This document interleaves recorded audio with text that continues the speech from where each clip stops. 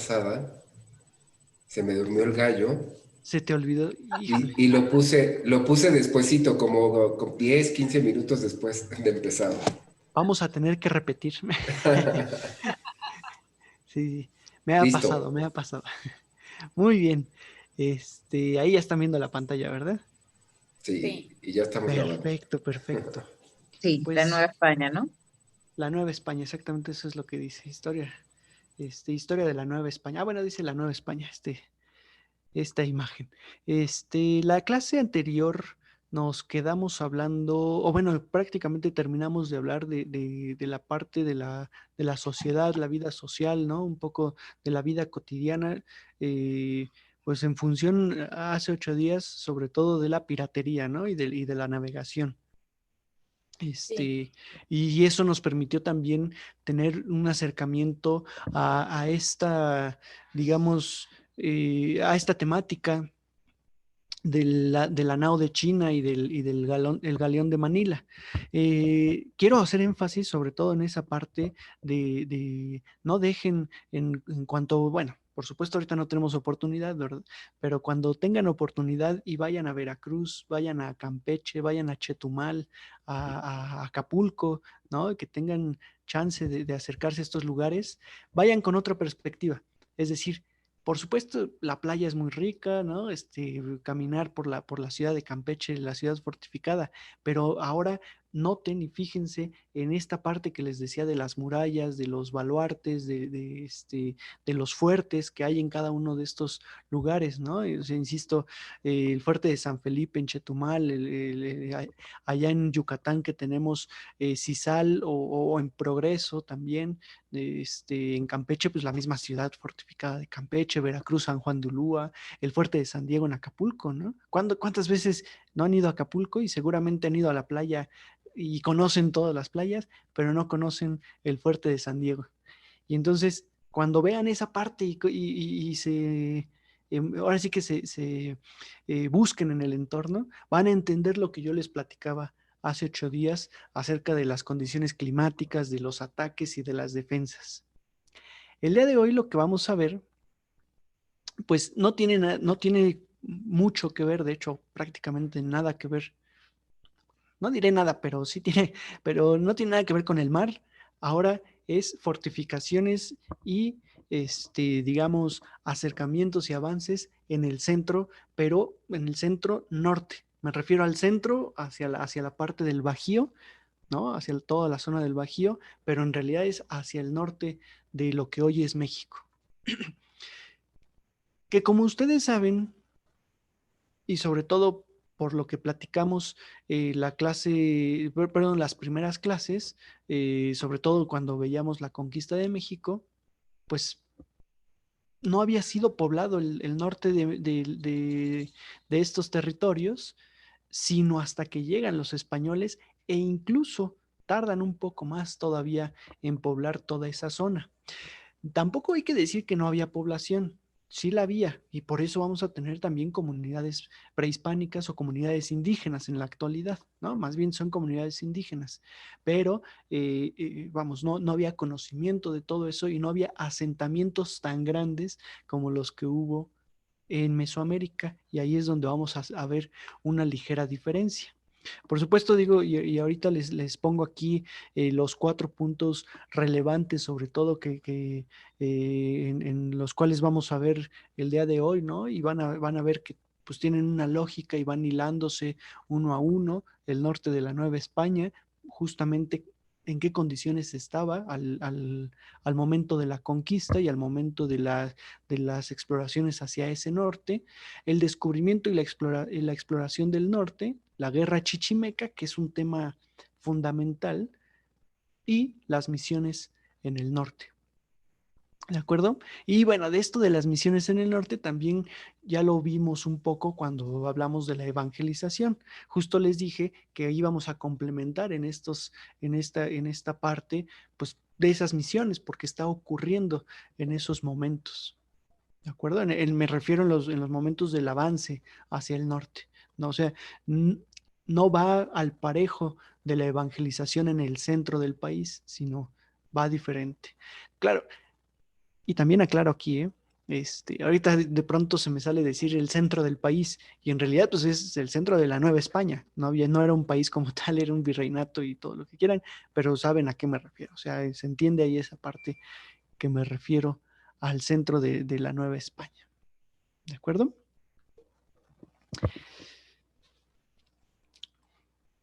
¿Ustedes se acuerdan que el mito de la llegada de los aztecas a México, bueno, a la cuenca de México, siempre marca que vienen del norte, que son una sociedad que proviene del norte, ¿sí?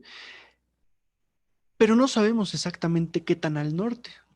Y entonces, en la actualidad, pues sigue habiendo esa, digamos, esa incógnita de si ya, ahora sí que si sí venían de muy al norte, entonces quiere decir que el norte estaba muy poblado, porque los mexica dejan en sus crónicas que ellos ya provenían de una sociedad bien establecida.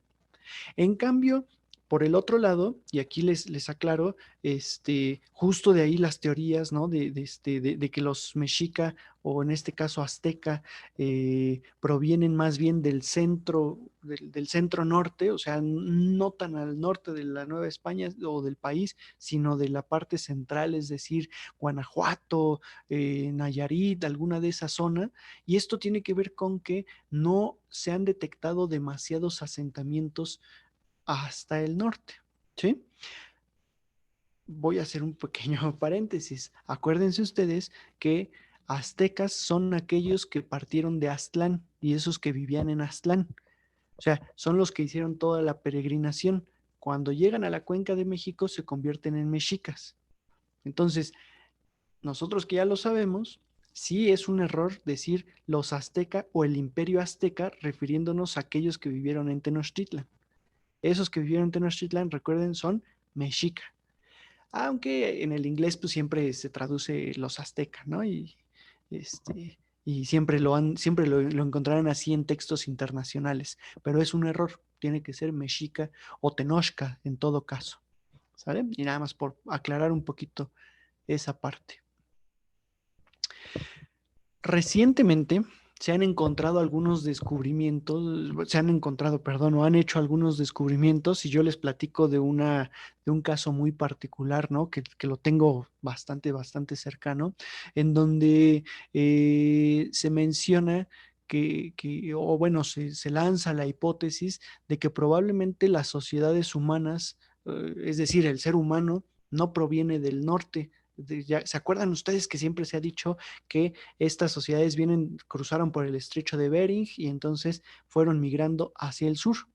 Y entonces algunos detalles dicen que tal vez fue al revés, del sur al norte.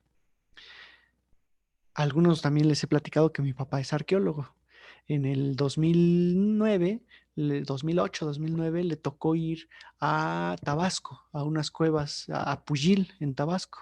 Y entonces entraron a las cuevas, digo, no se las hago muy largas, entraron a las cuevas, porque el dueño del terreno les dijo que pues ahí habían encontrado y que había unos cráneos, y entonces entraron, recolectaron muchos cráneos, muchos cuerpos, restos más bien óseos, investigaron y todo. El año antepasado, del CIMBESTAF, del Instituto Politécnico, le pidieron hacer análisis de esos restos óseos que habían encontrado y visitar la cueva nuevamente para otra vez detectar pues, más restos óseos y hacer el análisis de carbono 14 y todo lo que implica. ¿Qué resultados dieron? Que esos restos óseos tienen más de 7,000 años aproximadamente. Y entonces pues la idea es, a ver, se supone que las sociedades americanas o mesoamericanas sobre todo, 5,000 años y ya es mucho, ¿no? O sea, 4,000 de antigüedad, ¿no? Las primeras sociedades ahí en Tabasco, los Olmeca. Entonces, ¿estos eran mesoamericanos o no eran mesoamericanos? Si dicen que venían del norte, pues esta es la localización, entre comillas, más antigua que se ha encontrado. Entonces, probablemente no venían del norte y probablemente venían del sur. Es hipótesis. Todavía no se ha descubierto nada y ni se puede lanzar nada porque aquí entran muchos factores, ¿no? Hay mazorcas en Nuevo León que tienen 3000 años de antigüedad, igual que en Tehuacán, Puebla. Y la mazorca se supone pues que es un elemento que indica que la sociedad se está estabilizando. ¿Por qué les comento todo esto? Porque entonces lo que nosotros sí sabemos, más allá de dónde vienen, si del norte o del sur, lo que sí sabemos es que las sociedades del norte fueron, digamos, menos estables que las del sur, ¿sí? Y esto, pues evidentemente en un mapa y a partir de los restos más bien, ¿no? De los restos materiales. Ustedes, acuérdense que incluso en el año 1960 aproximadamente, Paul Kirchhoff hizo este, esta división entre Mesoamérica y Aridamérica. Él decía, todas estas sociedades que se encuentran en esta zona, más o menos de esa línea que les estoy marcando, hacia el sur, pues tienen un común denominador. Se establecen alrededor de un centro ceremonial. El centro ceremonial normalmente es en pirámides o en forma piramidal o construcciones de piedra. Tienen una religión, tienen una alimentación similar, son guerreras, crean arte, crean ciencia, ¿no? Dependiendo, pero son muy similares. Ahí tenemos zapotecas, mixtecos, mexicas, toltecas, otomís, entre comillas, y todos estos grupos.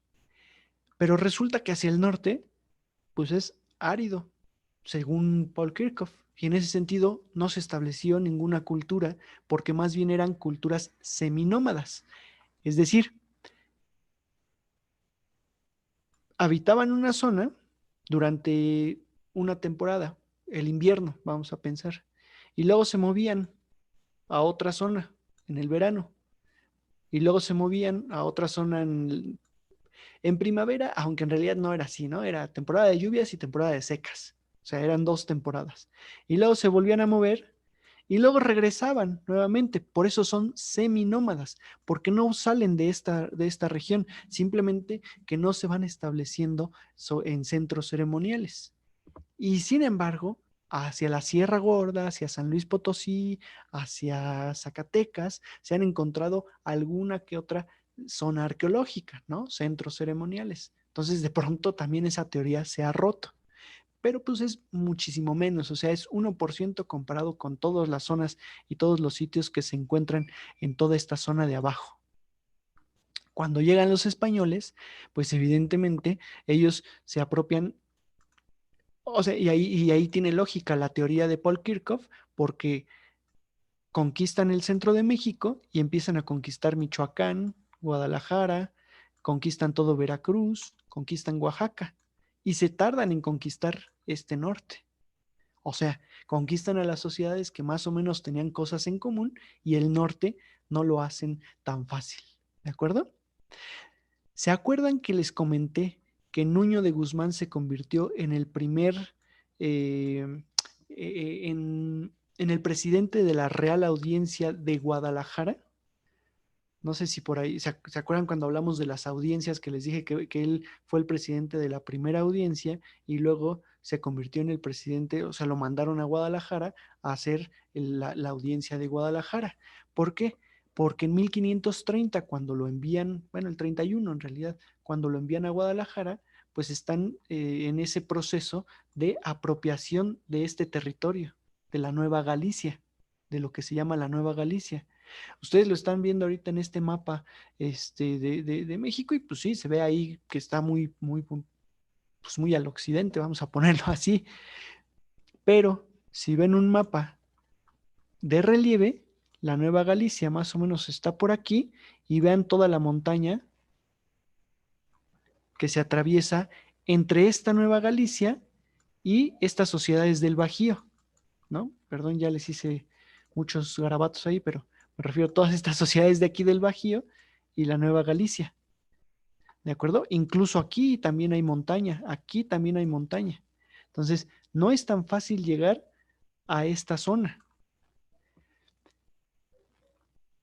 Cuando los exploradores sobre todo cuando los exploradores empiezan a arribar a toda esta zona, pues detectan inmediatamente plata. Y eso es el incentivo, ese es el incentivo para explorar toda esa región. ¿De acuerdo? Entonces, justamente esto que les estoy marcando, que les dije un resumen muy rápido en cuestión de qué es lo que vamos a encontrar allá y lo que vamos a tener allá, pues es importante que lo tengamos en cuenta porque son los factores que tenemos que ir hilando. ¿Qué llevó a qué? ¿Qué fue primero? ¿No? Lo que dicen, ¿qué fue primero, el huevo o la gallina? Primero la exploración y luego o el interés de explorar y luego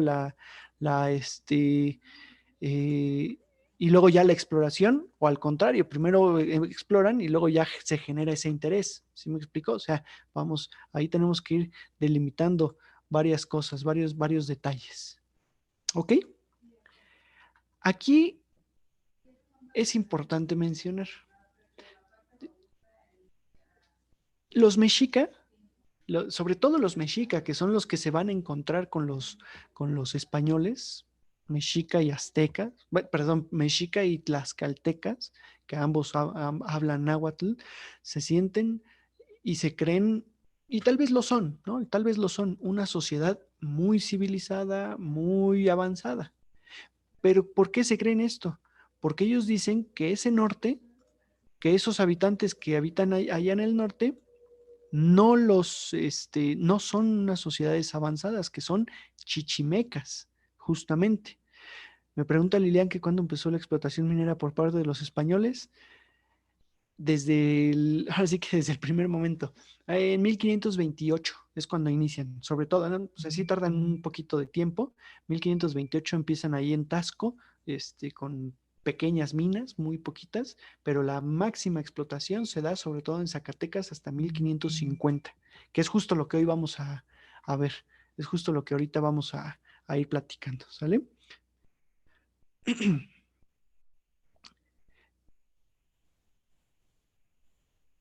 Ahora bien, les decía, los mexica hablaban de, de, de estas sociedades chichimeca en el norte. ¿Y por qué les llamaban así? Acuérdense ustedes que para ellos la palabra chichimeca significa bárbaro, significa el que no tiene cultura, el que no tiene lengua, ¿sí? Se los comenté en su momento. Para los griegos, los bárbaros eran todas esas personas del norte, ¿sí? Del norte de Europa, por supuesto, que no tenían lengua. Esa era la traducción. No necesariamente se refieren a que no tienen lengua, o sea, lengua como este músculo, ¿no? Sino más bien, y tampoco como que no se pueden comunicar, más bien se refieren a que no tienen la lengua de los griegos, es decir, que no son civilizados porque no hablan lo que los griegos hablan. Cuando vienen los españoles y hacen la traducción y preguntan quiénes son esos del norte, son chichimecas. ¿Y qué es eso? O sea, ¿así se llaman o cómo? ¿No? Es que no, o sea, y no tienen cultura, no tienen lengua, no tienen la misma lengua náhuatl que los mexica o que los tlaxcaltec. Siempre se ha dicho, hasta los años 50, los años 60 del siglo XX, los historiadores siempre dijeron que allá no había cultura, que en el norte no había cultura. Y entonces nosotros volteamos a ver y decimos, pero si no hay cultura, pero los diferencian en guachichiles, pames, jonases, zacatecos, caxcanes, otomís, ¿no? Perdón, estos serían los otomís, estos serían los guamares y jonases, ¿sí? Entonces, ¿y de dónde viene esa división o esa clasificación? Pues de la lengua que hablan y que eran grupos rivales entre ellos. Entonces, sí tenían lengua, ¿verdad? Entonces sí tenían una cultura. Lo que pasa es que no era la misma cultura que en Mesoamérica. Eso es lo importante aquí. Los chichimeca o los grupos chichimeca que habitaban toda esta zona, pues eran grupos seminómadas, todavía no eran agricultores, eran cazadores-recolectores, ¿sí? O sea, cazadores, recolectores y guerreros. Cazaban animales, animales pequeños, por supuesto, recolectaban pues todo lo que se les presentaba, ¿no? Todo lo que era silvestre, o sea, ellos mismos no lo producían y así que por el contrario de los mexica, no sometían a las sociedades, no sometían a otras sociedades, sino constantemente atacaban a un grupo, vamos a decir, a una ciudad, ¿sí? Saqueaban todo el grano o saqueaban el alimento y se iban. Y esa era su forma de alimentarse. Y por eso les tenían miedo muchas veces las sociedades mesoamericanas. De hecho, los mexica en su momento fueron chichimecas, ¿sí? Ellos mismos, bueno, no, los otros, más bien los tlaxcalteca y los tepanecas, decían de los mexica que estos eran proto-chichimecas, o sea, que tampoco tenían cultura y que se inventaron su propia cultura. ¿Sale? Entonces, esa es la situación del norte. Estamos hablando de una zona que para Paul Kirchhoff se le llamaría Oasis América. O sea, una zona que sí hay agua, que es semiárida. No es que no se pueda producir nada, lo que pasa es que cuesta más trabajo producirla. Y cuando llegan los españoles, no se está produciendo porque los chichimeca no se dedican a eso, pero que ellos, estos españoles, sí pueden producir, o sea, sí pueden cultivar y no hay mayor problema. Cuesta más trabajo, eso sí. ¿De acuerdo? Mientras en Cuernavaca, mientras en Morelos, uno se sienta cruzado de brazos y en automático crecen la caña de azúcar o crece el maíz, acá en Guanajuato, eh, en Querétaro, hay que estar labrando la tierra, hay que estar regando la tierra, pero sí da. ¿De acuerdo? Y esa es la diferencia en todo esto. De hecho, en su momento, durante el siglo XIX y parte del siglo XX, a esta zona se le llamó el granero de México. Acuérdense que de ahí venía mucho del producto de México. Ahora, ¿cuál es el granero de México? ¿Alguien sabe?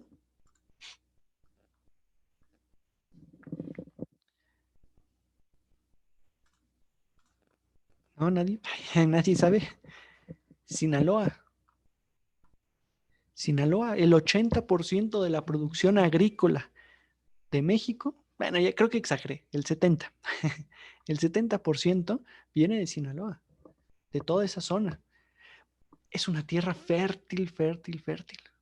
Toda esa región de Sinaloa. ¿Por qué creen que los narcotraficantes se pelean esa zona? Pues porque se produce rapidísimo, ¿no? Lo que quieran, hasta marihuana, que es lo que normalmente ellos producen. Pero de ahí viene todo el tomate. Acuérdense las marcas, ¿no? Antequera es Oaxaca, pregunta Fernando. Sí, Antequera es Oaxaca. Acá abajo es Oaxaca y bueno, es la antigua ciudad de Oaxaca, perdón por lo que preguntan. Les digo, las marcas, los jugos del valle, ¿de qué valle vienen? Del Valle de Sinaloa, ¿sí?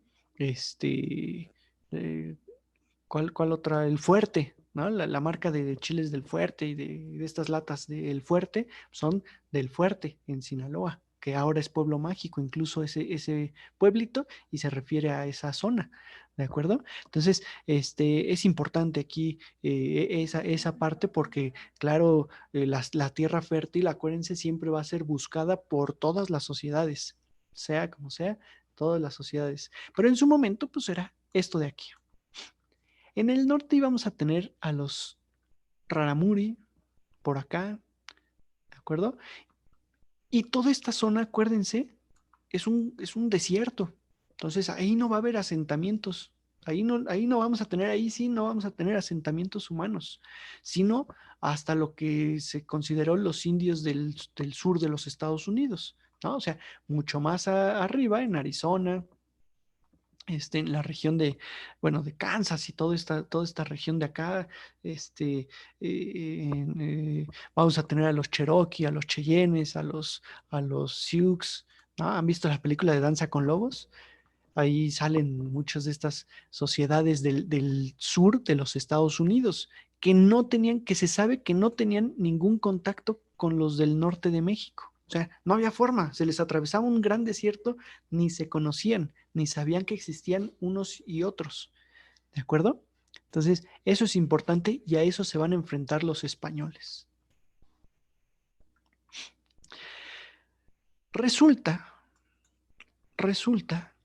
que en 1530 a Nuño de Guzmán, que es lo que les venía platicando, le encomiendan ir y conquistar y fundar la Real Audiencia de la Nueva Galicia, ahí en Guadalajara. Por supuesto, esta zona, pues es una zona todavía de frontera, es la zona de frontera entre Mesoamérica y Aridoamérica, o lo que se llama la zona chichimeca, ¿no? La zona de los chichimeca. O sea, estamos hablando de esta región. Entonces, entre más al norte se tengan a estos capitanes, a estos conquistadores, pues lo más probable es que se pueda seguir avanzando hacia el norte y buscar nuevas tierras. Recuerden ustedes, y esto es lo que les comentaba también cuando vimos la parte de la conquista de México, Hernán Cortés, y que bueno, que Hernán Cortés fue el primero que empezó a repartir tierras, pero después también lo hizo el virrey Antonio de Mendoza. Pues le repartieron tierras a los conquistadores notables, a los destacables, a sus amigos, y repartieron todas las tierras fértiles del centro, ¿sí? Hasta Oaxaca, Veracruz y toda esta zona de Puebla y de Guerrero, y Michoacán, por supuesto, ¿no? Hacia toda esta zona. Entonces, esos españoles que les dije hace 8 días que llegaban en la flota real para hacer una nueva vida en el Nuevo Mundo, pues de pronto llegan y ya todo está ocupado. O sea, pueden establecer su casa y su gran mansión en la Ciudad de México, pero ¿de qué van a vivir? O sea, los nobles, entiéndase que los nobles en España, en Francia, en Alemania y en la Nueva España, tenían sus grandes palacios, pero a su vez tenían sus grandes tierras que trabajaban, que las trabajaba alguien más, producían y en ese sentido pues les daba para seguirse alimentando, ¿no? Normalmente de ahí venían sus fortunas, más allá de que también de pronto heredaban fortuna o pues bueno, se dedicaban a la minería, ¿no? Principalmente y otras actividades, pero una de las actividades que los nobles normalmente se dedicaban era al campo. Insisto, no ellos, tenían sus tierras y alguien más producía y ellos simplemente disfrutaban en sus palacios. Entonces, si aquí ya no hay tierras en donde producir, pues lo que van a buscar esos nuevos nobles o esos nobles que están llegando a la Nueva España es en el norte.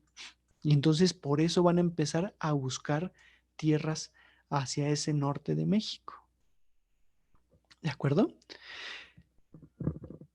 Mandan a Nuño de Guzmán. En estas exploraciones que se van haciendo, también es importante decir que no va solito Nuño de Guzmán, ¿no? O sea, va, más allá de que va con muchos conquistadores, va también con frailes. ¿Por qué? Pues porque se están enfrentando además a una sociedad indígena que hay que evangelizar, que hay que someter, y el sometimiento no nada más es por las armas, no me sirve de nada matarlos, porque si no, ¿quién va a trabajar mis tierras? Los quiero someter, los quiero conquistar para que trabajen mis tierras también. Y entonces ahora sí pueda yo pues seguir disfrutando de esa riqueza. Y entonces los frailes son una herramienta útil en esos momentos para pacificar esta región. ¿De acuerdo? De 1530 aproximadamente a 1540, 1542 se están enfocando prácticamente en la Nueva Galicia. Mientras tanto, ustedes saben, ya también lo platicamos, pues están construyendo la Ciudad de México, ya fundaron la Ciudad de Puebla, también ya se enfocaron en Oaxaca, en el sur, en Yucatán. Acuérdense que Francisco de Montejo es el que está conquistando toda la península de Yucatán, ¿no? De hecho, de ahí el nombre de la calzada importante de Mérida y todo este relajo. O sea, no nada más es el norte. Si solo fuera el norte, entonces pues tal vez podría haber sido más rápido, pero no nada más es el norte, también tienen que enfocarse en otros lugares. ¿Por qué tardan ahí en la Nueva Galicia y por qué tardan en ese norte? Porque no llegan y los reciben con los brazos abiertos. Llegan y constantemente estos chichimeca, que no importa quiénes estén ahí en esa zona, yo los ataco porque de eso vivo, porque necesito ese alimento, ¿sí? Antes eran, por decir, purépechas y atacaban a los purépechas o a los mexica y ahora son españoles, pero yo sigo atacando a ellos para robarles el alimento. Y sobre todo, las ciudades o los pueblos que se están fundando, pues no siempre van con tantos soldados, sino son ciudades de 1530, perdón, a 1542, son pueblos que se están fundando, pueblos y villas más bien, no ciudades, sino pueblos y villas, las que se están fundando ahí, pues son pueblos pequeños, vamos a decirlo así, ¿no? Pueblos chicos, que tienen sociedad civil más que nada y que no tienen un ambiente defensivo. Este plano, este plano es de la zona del Mixtón. ¿Y dónde es la zona del Mixtón? Vas a decir, ¿no? Sí, entre Jalisco y Guanajuato. En esa región de montañas entre Jalisco y Guanajuato. De hecho, bueno, técnicamente es un plano de las relaciones geográficas del siglo XVI. ¿Sí ya les hablé de las relaciones geográficas? ¿No les hablé de las relaciones geográficas? No, no me suena, ¿eh? Pero a lo Se me mejor hace que ya estaba les dije y distraído. no me han puesto atención, ¿eh? Voy a A buscar en esos ver. videos a ver si es cierto que... A ver si es cierto que no les he dicho nada. No, miren, acuérdense que Recuérdanos. para 1500, 1570, perdón que se salte en el tiempo, pero pues es que es así, ¿no? En 1570, Felipe II manda a hacer las relaciones geográficas de todos los territorios que él domina. Es decir, manda visitadores, manda personas a que describan, a que hagan un censo. Es lo que ahora conocemos como el INEGI. Eso lo mandó a hacer Felipe II. A ver qué pueblos son los que domino. Y entonces, pues van haciendo todo un texto. Pueblo de Villa de Querétaro. De esta villa dependen las alcaldías mayores de los alrededores, ¿no? Y van describiendo, esta villa se caracteriza por esto y esto y esto. Y así, y entonces hacen de todos los territorios. De la Nueva España, del Perú, de Filipinas, de España mismo, ¿no? O sea, muchas veces en España ni siquiera sabían qué era lo que estaba dominando. Y esas relaciones geográficas ¿Quieres algo? van acompañadas de mapas, algunos. Pero entonces viene el español, va a visitar y pues, le dice al virrey, pues dime a dónde tengo que ir. Ah, pues vete para el norte y te acompaña sobre todo, o lo acompañan frailes y, o más bien, indígenas. Indígenas tlaxcalteca o mexica o nahuas, ¿no? De lengua náhuatl, que son los que conocen la zona. Entonces ellos le van describiendo y le van diciendo, y muchas veces son ellos, los famosos tlacuilos, o sea, los pintores, los escribanos prehispánicos, los que hacen estos mapas. Entonces por eso parece un mapa de niños. Si nosotros ponemos esto en esa zona, la verdad es que no nos sirve mucho de referencia porque nosotros estamos acostumbrados a otro tipo de mapa, a un mapa tal cual, ¿no? Prácticamente. Y aquí no. Aquí lo que se ve, y vamos pasando a ese tema también, particularmente, es la villa de San Miguel, aquí.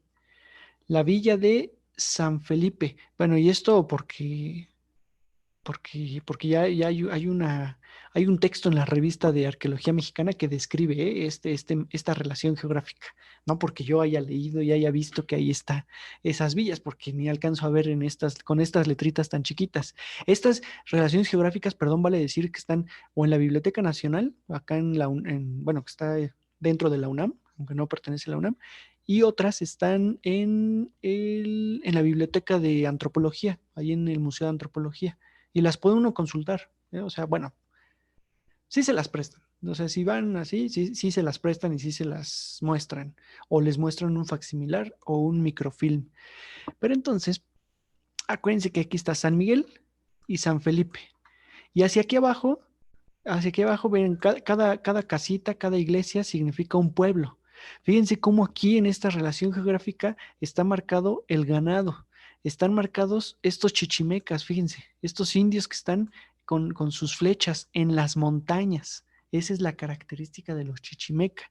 Ellos viven en la montaña, en donde no los pueden capturar. Si vivieran en los valles, pues rápido llega cualquier ejército, cualquier soldados y y los capturan, ¿no? Entonces, no, por eso bajan de la montaña, atacan, roban y huyen nuevamente a la montaña, ¿sí? Y aquí están, fíjense, igual un poco es ese lo que le llaman algunos el realismo circular, o sea, ¿en dónde se paró el Tlacuilo para pintar esto? En muchos lados. Y entonces iba girando el mapita para ir pintando y para ir representando la montaña, ¿no? Que está adelante y atrás. Pero el chiste es que aquí están representadas las villas de San Miguel y San Felipe y el pueblo de San Francisco Camécuaro, que ese en teoría está por aquí abajo. Se supone que aquí dice Camécuaro. ¿De acuerdo?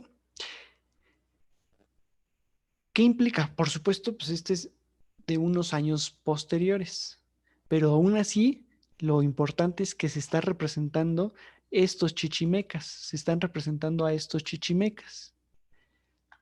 Cuando logran estabilizar un poco la Nueva Galicia y empiezan, digamos, la fundación de la ciudad de Guadalajara, de lo que hoy es la ciudad de Guadalajara, por supuesto de manera muy pequeña, recibían el ataque de estos chichimecas, recibían constantemente el ataque de todos estos chichimecas, ¿sí? Y entonces, Nuño de Guzmán, junto con otros gobernadores de la Nueva Galicia, inician la famosa Guerra del Mixtón. Vean, aquí está representada la ciudad de la Nueva Galicia, por aquí abajo está el Pacífico, si mal no recuerdo, este es el Océano Pacífico, aquí están los lagos este es el de, ¿cuál es el que está cercano? El de Chapala, ¿verdad? Y este del norte no me acuerdo qué lago es, pero aquí en este tache está representada la ciudad de Guadalajara y aquí están las montañas y todos los indios, fíjense, que constantemente atacan acá a Jalisco, bueno, a Guadalajara, perdón. Y entonces, si me están atacando, pues entonces mejor genero un contraataque. ¿Para qué? Para poder defender, para poder tener toda esta defensa. Y al ir avanzando, al ir atacando en la famosa guerra del Mixtón, ¿sí? La guerra del Mixtón justamente es en el 42 aproximadamente, lo que le llaman la guerra del Mixtón, siguen avanzando, siguen empujando hasta llegar a Zacatecas, a lo que ahora es la zona de Zacatecas, y entonces cuenta la leyenda. Vamos a tomarlo esto como leyenda. Esto lo dice un fraile, esto lo dice Fray Alonso de Zurita. Alonso de Zurita. Sí, sí, Alonso de Zurita. Dice, estábamos esperando en una noche, los indios trajeron piedras para llevar a cabo una fogata y de pronto una piedra empezó a derretirse y entonces descubrimos plata y nos dimos cuenta que en esta zona había plata. Si fuéramos niños, como lo comentábamos al principio de la clase, diríamos, pues qué padre, ¿no? Que así descubrieron la plata ahí. Pero no, pónganse a analizar qué temperatura se necesita para fundir la plata, para que en una roca que se supone que es plata se empiece a fundir. Una fogata no se logra, no lo logran. O sea, necesitan una temperatura muchísimo más alta. ¿De acuerdo?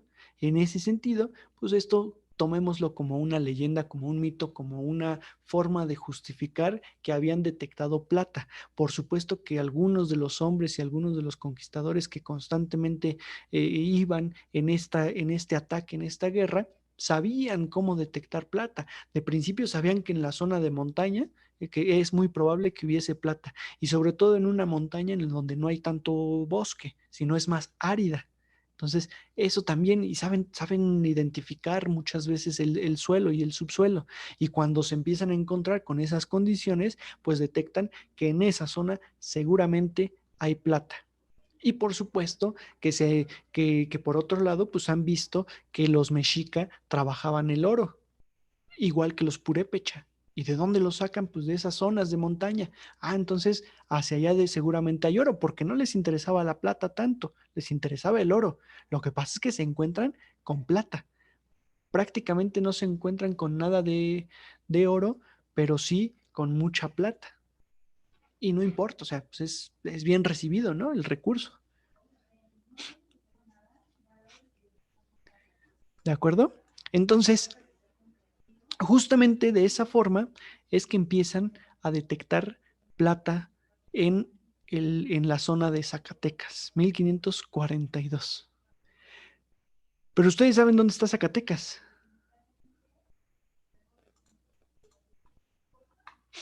Fíjense, aquí está la Nueva Galicia, aquí está Zacatecas. Aquí tenemos la Sierra Madre Occidental. Entonces, en este punto hay que cruzar montañas. Hay que cruzar unas montañas enormes, grandes montañas. ¿De acuerdo? Y por el contrario, está muy alejado de la Ciudad de México. Entonces, pues sí, está bien que aquí haya mucha plata, pero ¿y luego cómo la conservo? Primero, ¿cómo la exploto? Tengo que llevar población. Y luego, ¿cómo la traslado? Porque la plata no me sirve de nada ahí, me sirve de mucho llevándola hasta España, ¿no? Estamos pensando en los españoles, por supuesto. En ese sentido, ahora sí que esos primeros años de 1542 a 1550, bueno, del 42 al 45, en realidad no es tanto tiempo, son 3 años, cuando ya descubren aquí y empiezan la explotación superficial todavía en esos momentos, trasladan la plata a la Nueva Galicia, que es Guadalajara, y de ahí en el camino que lleva hasta México, luego a Veracruz y de Veracruz a España.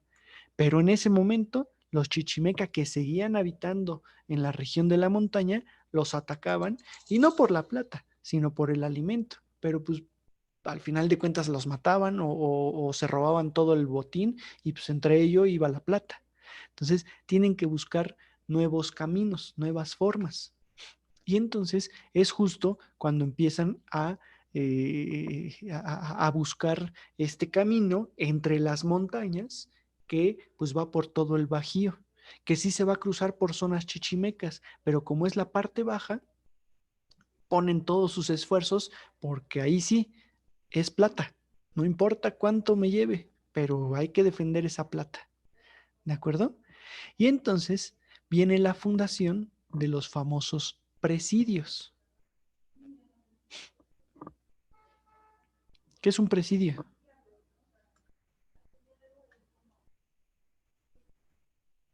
Una cárcel, ¿no? Exactamente, exactamente, Marco. Para nosotros un presidio normalmente lo identificamos como una cárcel, ¿sí? Es decir, es un lugar de encierro. Pero en esa época tiene algo que ver, pero no es una cárcel, sino un presidio en esos momentos es una fortaleza, es una fortificación en donde van fundando, o sea, sobre el camino. Así que literal, aquí lo importante es que tienen que unir Zacatecas con la Ciudad de México, ¿de acuerdo? Zacatecas con la Ciudad de México. Y en ese sentido, pues en el camino hay que ir fundando fortalezas en donde puedan habitar soldados. Claro, este es un esquema muy del siglo XIX y de más al norte, ¿verdad? De la zona de Texas y la zona de California, cuando todavía pertenecían a México en su momento. Pero bueno, es algo similar, o sea, es donde puedan habitar los soldados, donde puedan vivir los soldados y que en cuanto vengan las caravanas puedan brindarles protección a esas caravanas que van a ir trasladando, a esos realengos que van a ir trasladando la plata desde Zacatecas y hasta la Ciudad de México. Entonces, literal, casi los van llevando de un presidio a otro, ¿sí? De un presidio a otro. Y en ese sentido, pues entonces, o sea, ¿por qué tiene que ser fortaleza? Pues porque si hay ataque chichimeca, se esconden dentro y a ver, ahora sí, ¿no? Los chichimeca no pueden atacar desde aquí arriba. Es muy fácil con las armas que tenían los soldados españoles, pues defenderse de estos chichimecas. Entonces, por eso, insisto, de ahí el nombre para las cárceles de presidios, un espacio en donde no pueden salir, no pueden entrar, pero tampoco pueden salir, se supondría, ¿sí? Aquí, bueno, más o menos va por ahí el asunto. Estos presidios van a dar paso, estos presidios que van a ir fundando, porque fíjense, pues o sea, esta sí es una imagen de la guerra chichimeca de la zona del norte, cómo, pues cómo los soldados al final, insisto, van a poner todos sus esfuerzos para proteger ese camino de Zacatecas con la Ciudad de México. Es curioso. Primero se funda Zacatecas y luego se van a empezar a fundar Guanajuato, Querétaro, San Luis Potosí, San Juan del Río. Por ahí me faltará algún otro. San Miguel de Allende, por supuesto. Bueno, San Miguel, que ahora es San Miguel de Allende. O sea, primero se funda la ciudad más al norte y luego ya se va a ir uniendo. Esas otras ciudades que les fui platicando, que les comenté ahorita hace un momento, van a tener que ver con estos presidios. Porque ¿quién habita los presidios? Los soldados. Pero pues a veces es de habitarlos durante 10 años. Y esos soldados tienen familia o quieren tener familia. Por otro lado, también tienen que alimentarse. ¿De dónde viene el alimento? Pues de una zona cercana, entre comillas. Pero muchas veces, y de aquí yo creo que también hay que notar mucho la actual cultura mexicana, que se le ve la ventaja siempre a todo, ¿no? Y entonces, pues los indígenas, los indígenas de pueblos cercanos, pues en lugar de llevar alimento y de llevar y vender constantemente al presidio, pues mejor se establecen a las afueras del presidio, ¿sí? Y luego, pues resulta que estos soldados necesitan una iglesia, un templo, para cumplir con sus obligaciones religiosas. Y entonces fundan una iglesia. Y al final de cuentas se termina construyendo un pueblo, prácticamente. O una villa, en este caso, porque viven españoles. Por eso es una villa. Acuérdense, y esto sí ya lo comentamos, ¿verdad? Ya se los platiqué. Las ciudades se supone que son solamente para españoles. Las villas es donde conviven españoles o españoles e indígenas, perdón. Y los pueblos de indios, es donde solamente viven indígenas. ¿De acuerdo? Entonces, en este caso, se van fundando las villas. Las dos primeras villas que se fundan en 1548 y 1547 y 48 son las villas de San Miguel y la de San Felipe. La villa de San Miguel y la de San Felipe. Justamente por ahí pasaba el famoso Camino Real.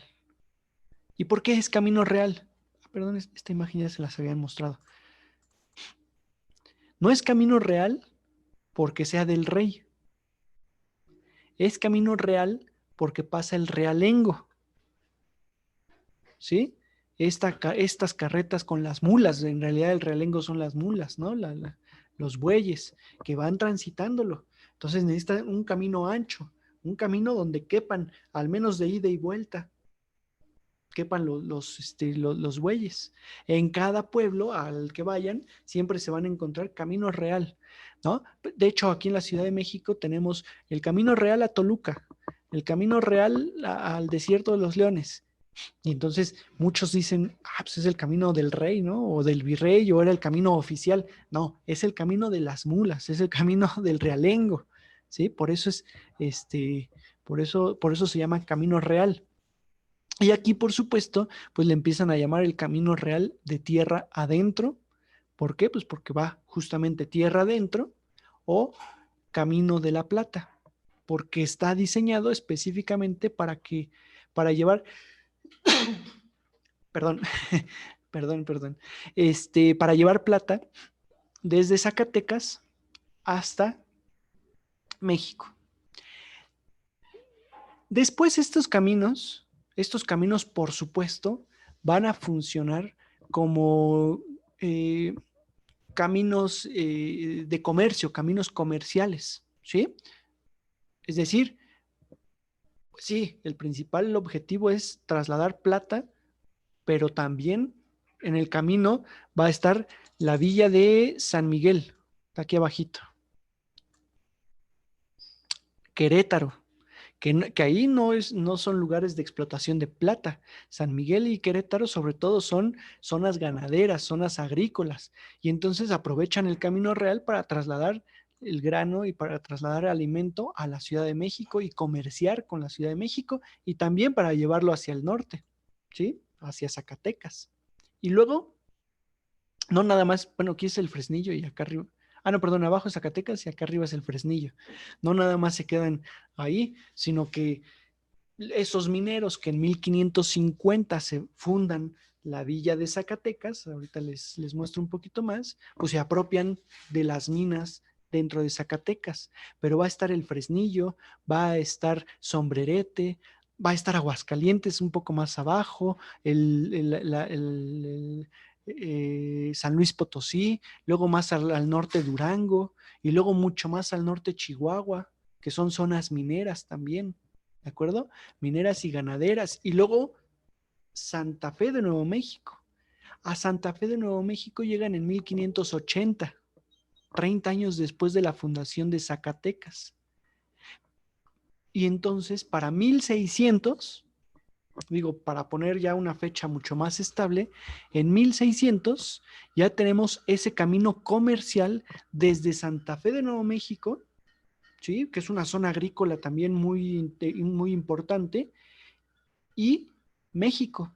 Fíjense cómo son los españoles, que en lugar de buscar una salida desde Santa Fe hasta al Golfo de México o al Océano Pacífico para trasladar el producto directo a España, no, lo tenían que trasladar, o sea, ¿cómo es ese centralismo? Me refiero, lo tenían que trasladar hasta la Ciudad de México para de aquí llevarlo a Veracruz y de aquí llevarlo a Cuba y a España. Y luego además, pues de aquí no terminaba el camino continuaba hacia Puebla, Antequera, que es Oaxaca, luego Ciudad Real, que ahora es San Cristóbal de las Casas, ¿sí? Y luego de ahí hasta Guatemala y luego hasta Panamá prácticamente continuaban ese camino. Ahora es la Panamericana, ¿no? La autopista o carretera panamericana o camino panamericano. Pues todo ese camino, o sea, uno lo puede seguir derechito, todo ese camino. Y además de aquí, pues el camino que ya les había marcado, ¿se acuerdan? Hacia Acapulco, que pasa por Tasco, otro centro minero, y llega a Acapulco, y entonces se dan estas rutas comerciales muy importantes a partir del descubrimiento de zonas de plata, de zonas plateras. ¿Sale? Para poner un poquito de orden en todo esto. Zacatecas se descubre en 1542. Se empieza a explotar casi al mismo tiempo, ¿sí? Aunque la primer mina fundada en Zacatecas es de 1546. Pero pues esa es una mina. Cuando ven que hay una veta muy grande en Zacatecas, es cuando deciden fundar la ciudad de Zacatecas. Esa ni siquiera pasa por o sea, no se convierte en Real de Minas, no se convierte en villa, en automático se convierte en ciudad, ¿sí? Claro, aquí estamos viendo la actual ciudad de Zacatecas con su enorme catedral y con sus distintas iglesias, y con la Villa de Guadalupe, ¿no? Que ahora es pueblo mágico, cercano allá a Zacatecas. Bueno, que está allá a las afueras, o sea, en realidad son uno mismo prácticamente, pero lo que quiero insistirles es que Zacatecas se convirtió en el centro minero más importante de la Nueva España y de México. Vamos a hablar más adelante, en otra sesión, vamos a hablar del siglo XVIII y sobre todo y de estos personajes, José de la Borda y Pedro Romero de Terreros, que son los grandes mineros de la Nueva España de 1730 y 1760. Y simplemente comentarles que Pedro Romero de Terreros, por ejemplo, explotó mucho en Real del Monte y José de la Borda explotó mucho en Tasco.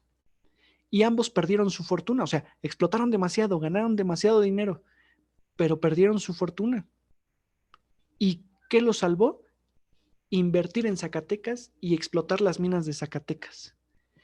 Ustedes van a Tasco y les van a vender plata, y es plata mexicana, y es plata, la mayoría de las veces es plata de calidad, pero dense cuenta muchas veces y pregunten, esa plata la llevan de Zacatecas. O sea, ahí la trabajan, y eso es lo valioso de Tasco, que saben trabajar la plata y la trabajan diferente, pero no es plata muchas veces de Tasco, sino ya es de Zacatecas. Zacatecas es un centro minero todavía de mucha importancia para México. Bueno, ya no la ciudad, ya los alrededores y las minas de los alrededores. ¿Sale? Todo esto va a derivar también en la guerra chichimeca, porque los chichimecas no se quedan con los brazos cruzados. O sea, para los chichimecas pues no les interesa, ellos siguen atacando y constantemente están atacando Zacatecas, San Miguel, San Felipe. San Felipe está un poquito al norte de San Miguel de Allende. Siguen atacando, bueno, la Nueva Galicia ya no tanto porque pues prácticamente ya fueron expandiendo esa frontera, ¿no? Pero sí toda esa región. Entonces, el virrey, Luis de Velasco, promueve la guerra chichimeca, es decir, manda a sus capitanes al norte para atacar a los chichimecas. Hay un libro, bueno, hay varios libros, de hecho el de este fraile que les mencionaba, Alonso de Zurita, que habla sobre la guerra chichimeca. Hay otro que se llama justamente La Guerra Chichimeca, de Philip Powell,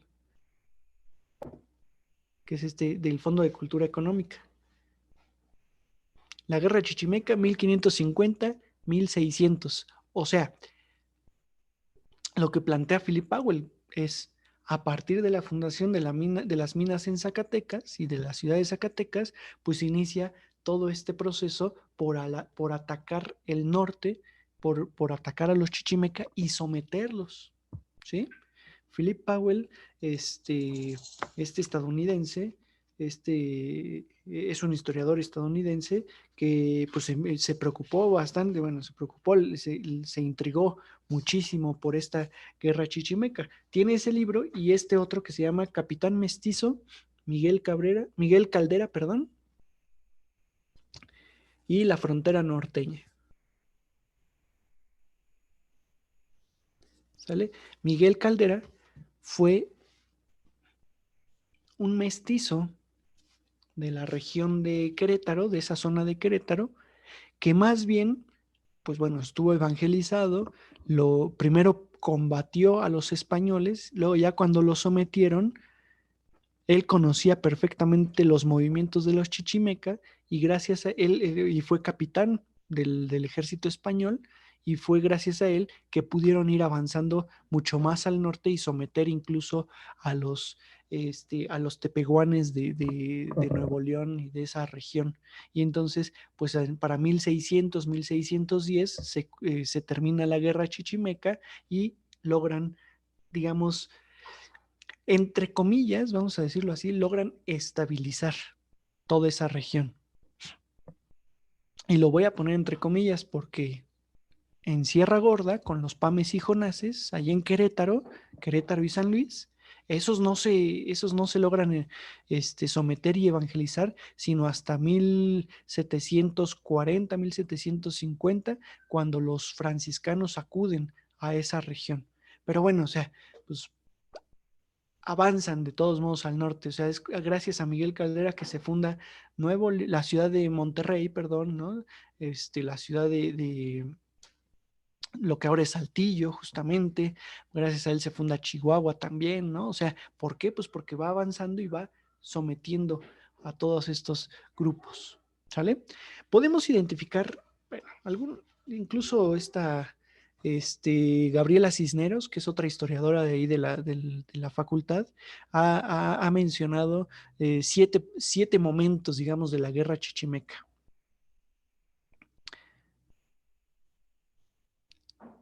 Son los tres primeros en realidad, pues son momentos previos, ¿no? Ahora sí que el arribo a San Miguel, a Juchipila y el proceso del asentamiento en Zacatecas.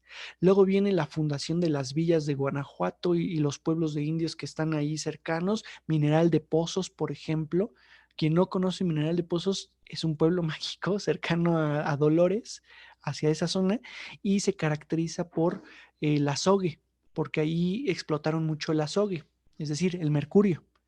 Acuérdense que el mercurio servía muchísimo para este proceso de separación de patio, ¿no? Lo combinaban con molían la plata, lo combinaban con el mercurio, luego se amalgamaba, los fundían y entonces todo el producto sucio, toda la piedra sucia se iba al fondo, la plata y el mercurio se quedaban juntos. Cuando se fundían, pues se fundía primero el mercurio y luego ya la plata, ¿no? Y lo que quedaba pues era plata, y era la forma de limpiar la plata. Para 1570 se da una fundación grandísima de presidios, y luego ya hasta 1590 es la famosa Paz Chichimeca, con Miguel Caldera, en donde ya poco a poco, o sea, todavía de 1590 a 1600, pues en el norte, en Nuevo León, están peleando, pero ya toda la zona de Zacatecas ya es estable, ya no hay problema, ya el camino ya pueden ir y venir los realengos sin mayor problema, ¿sale? Resulta que esta guerra chichimeca se combina con algo que también ya les había platicado y nada más se los menciono para que se acuerden, con uno de los primeros intentos de independencia de la Nueva España. ¿Se acuerdan del hijo de Hernán Cortés? De Martín Cortés, ¿no? Este es un retrato de Martín Cortés, el marqués. Martín Cortés, el marqués, es el hijo...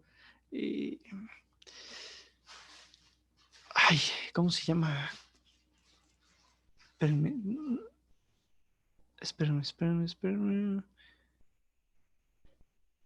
No me acuerdo de su apellido, pero bueno, es Martín Cortés el Marqués, ¿no? Es que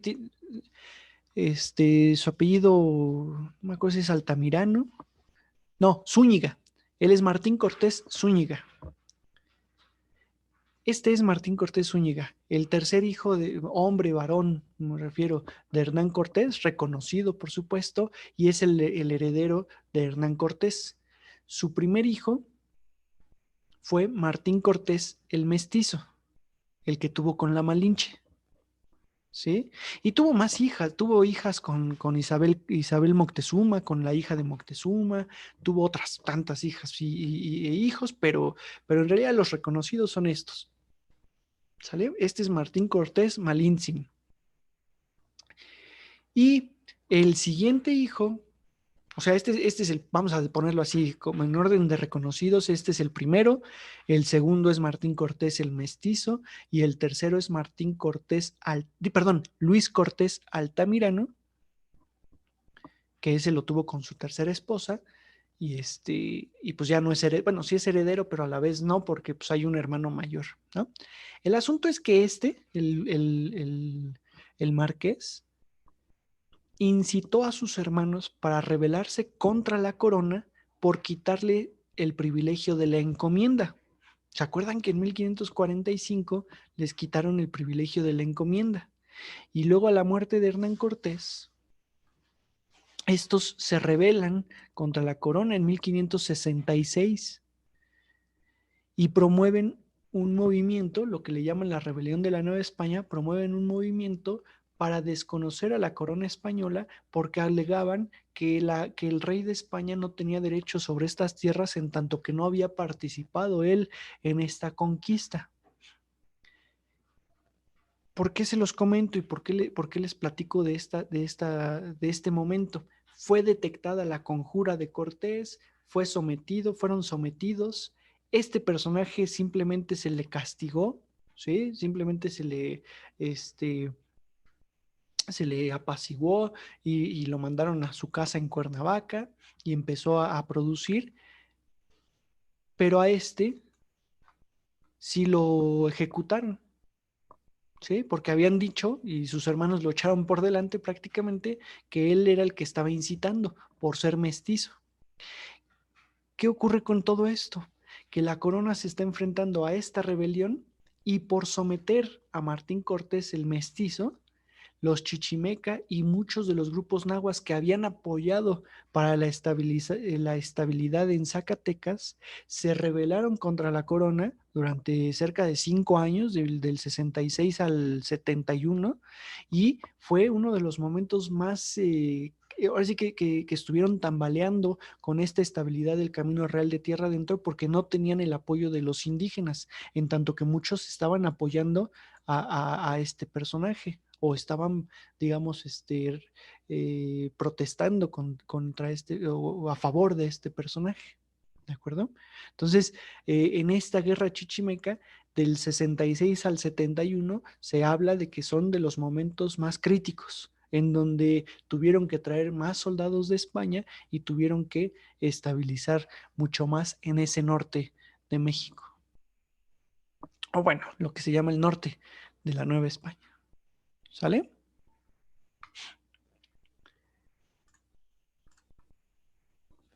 Este sí lo conocen, ¿no? ¿Quién ha ido ahí?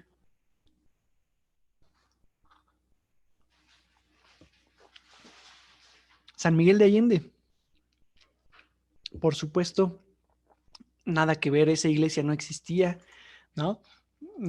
Pero es una villa que se caracteriza y que se funda a partir de la fundación del Camino Real de Tierra Adentro y que se vanaglorió y que se creó y digamos que creció a partir del Camino Real de Tierra Adentro, ¿no? Por eso fue muy importante.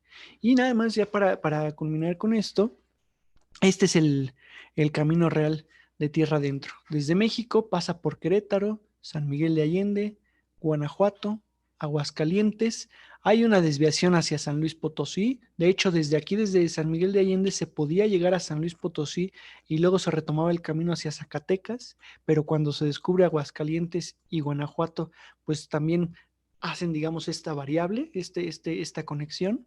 De ahí al Fresnillo, Durango, Cuencamé, perdón, Cerro Gordo, El Parral, Conchos, Chihuahua, El Paso, ¿no? Lo que ahora es Ciudad Juárez y El Paso, ¿sí? Que es ese paso al norte, Las Cruces, Albuquerque y Santa Fe de Nuevo México.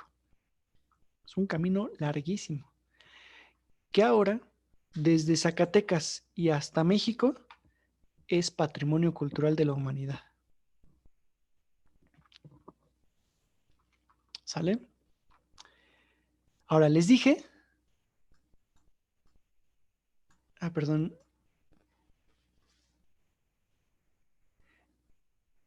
Lilian, perdón, tu pregunta de esto de que uno es el camino real de tierra adentro y no le entiendo bien la pregunta.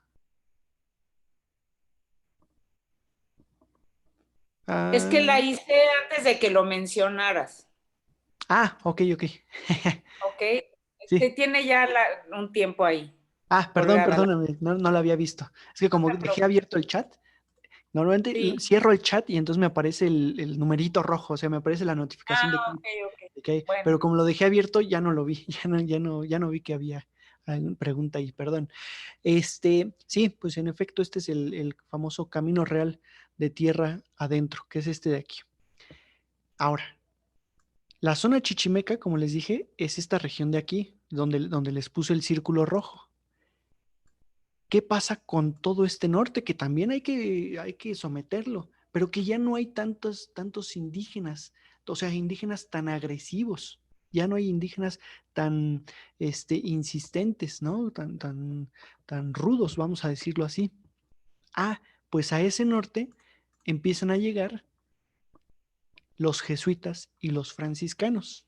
Ya no hay necesidad de viajar con soldados, o no del todo, ¿no? Porque, pues, bueno, de vez en cuando sí se enfrentaban un poco a estos indígenas, pero particularmente ya utilizan otra estrategia. Y es esa estrategia que yo ya les platicaba cuando hablamos de jesuitas, cuando vimos la parte de la evangelización, que les decía, los jesuitas llegan a la Nueva España con esa estrategia de misiones, en donde lo primero que hacen es ellos conocer la cultura a la cual van a ir a evangelizar, cosa que los franciscanos, dominicos y agustinos, acuérdense, no lo hacían.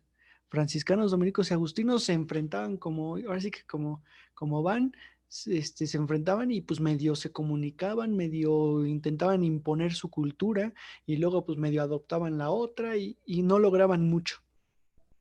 Los jesuitas no, los jesuitas iban tranquilos, poco a poquito.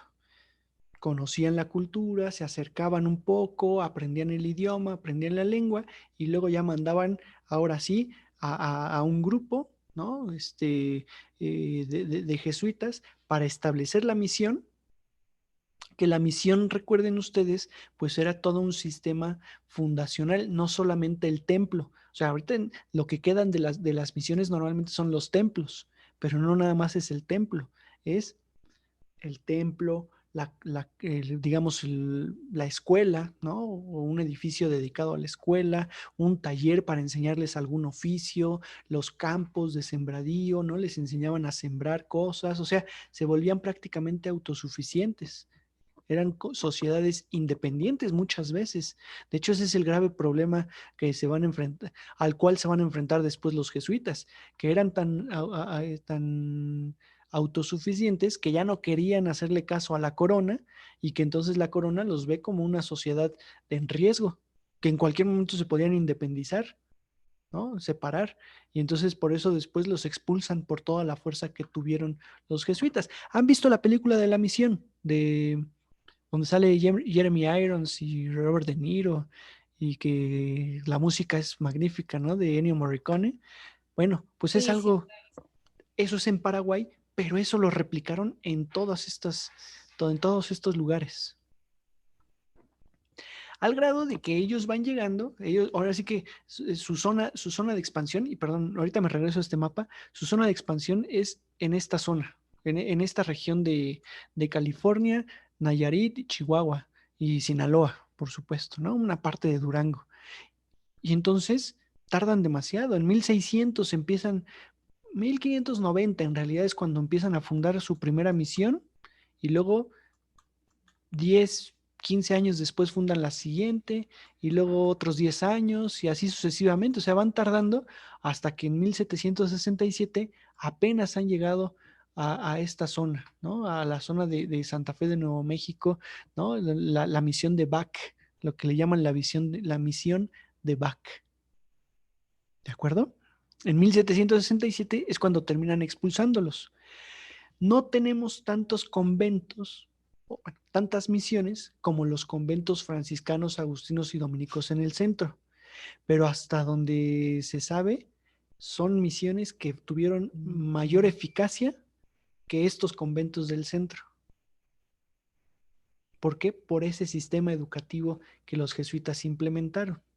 Sobre todo, claro, en la región de Chihuahua, pues aquí hay que ver que las misiones, ¿no? Son unas, y luego fundaban templos en otros pequeños espacios a donde acudían los raramuri, ¿no?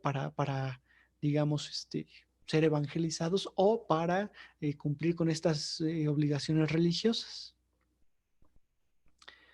Los otros bueno, perdón, nada más para que vean un poquito, ¿no? Algunas imágenes de algunas misiones. Estas son en Chihuahua, en esa parte norte de Chihuahua. Esta es la de San Felipe, si mal no recuerdo. Está la de Arareco, está la de San Ignacio, está la de... Bueno, hay muchas, varias misiones allí en el norte, ¿sí? Y ven, esto implicaba el sistema de emisión. Digo, quítenle aquí a todos estos soldados, que ya es cuando, o sea, de esta imagen habla justamente de la expulsión de los jesuitas, cómo llegan con todos los soldados a las misiones y los corren y todo, pero vean la estructura de las misiones. Está el templo, están los jardines, pero está la población que se establecen alrededor, dándole protección al templo, ¿de acuerdo? Y todo esto es el sistema de misión jesuita, en donde incluso les enseñan a producir vino, cosa que el rey de España había prohibido. Y aquí no, aquí, fíjense, la misión de San Ignacio Miní. Y ahí está la misión con su casa conventual, por supuesto, pero pues el resto son zonas o espacios de convivencia social. ¿Ok?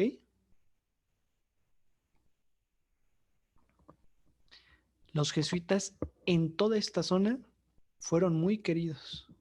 O sea, les costó trabajo. De hecho, cuando los expulsan, llegan los franciscanos, intentan reproducir nuevamente ese sistema de misión y les cuesta mucho más trabajo.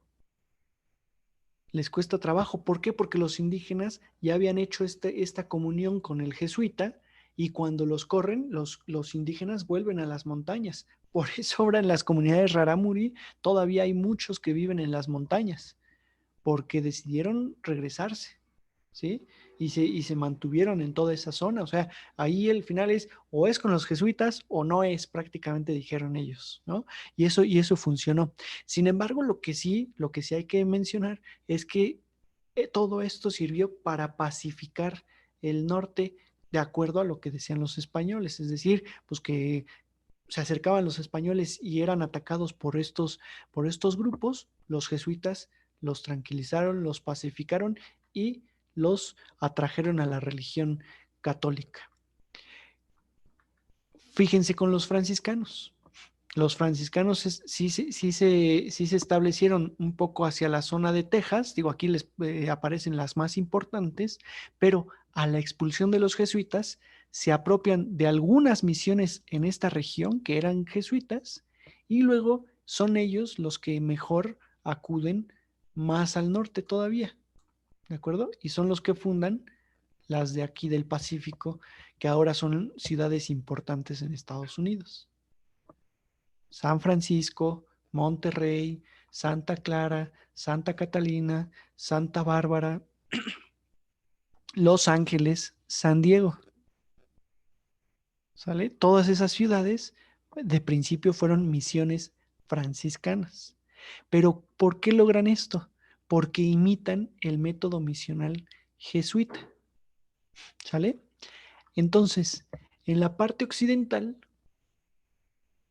quienes pacifican, o sea, perdón, y para volver a esa idea, a lo que quería decirles, en la parte del centro pacifican con soldados, con las armas. En la parte occidental pacifican con la evangelización, ¿sí? Poco a poco, primero los jesuitas y luego los franciscanos. En la parte oriental, y me refiero a esta zona, tardan mucho más, no les era tan relevante, no les era tan importante, ¿sí? Y tardan hasta el siglo XVIII en ya pacificar de nueva cuenta con las armas, pero esto ya lo hace el capitán José de Escandón. De eso vamos a hablar más adelante, ahorita no, ahorita nos queda muy lejos temporalmente hablando, ¿no? Pero bueno, para que sepan cómo se va a unir ese norte.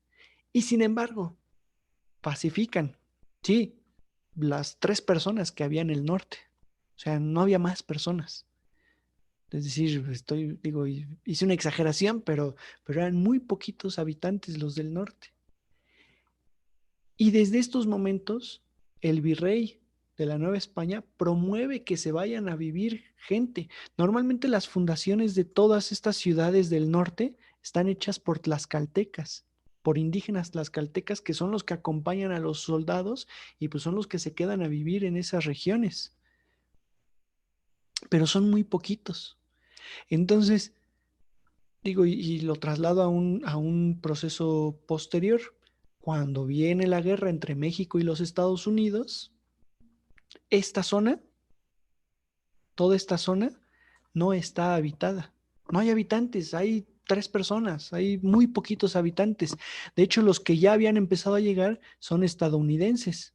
Y entonces, pues por eso, al final de cuentas, es muy fácil quedarse con ese territorio, porque el territorio sí está, pero no está habitado por nadie desde estos momentos. No está habitado por nadie, y me refiero mexicanos, novohispanos. Sabemos que sí está habitado por indios estadounidenses que ni son mexicanos, que ni son estadounidenses, ¿de acuerdo? Que son otra sociedad. ¿Dudas? Daniel, disculpa, ¿nos podrías repetir la fecha en que fueron expulsados los jesuitas? 1767. 1767. Recuerden que son expulsados de todos los reinos españoles, portugueses, franceses, bueno, en este caso los dominados también por el Papa, que es la zona norte de Italia, y creo que ya, bueno, de todos esos territorios. Los jesuitas se van a Rusia con Catalina la Grande, los recibe allá, porque allá tenían un proceso de expansión del cristianismo también, y entonces son bien recibidos con su método.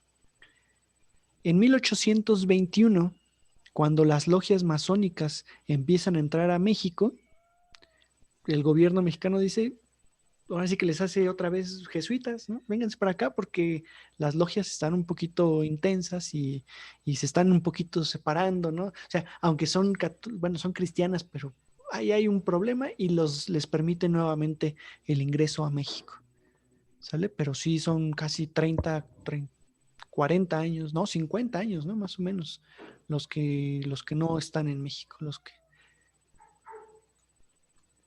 Súper, ¿Sale? muchas gracias.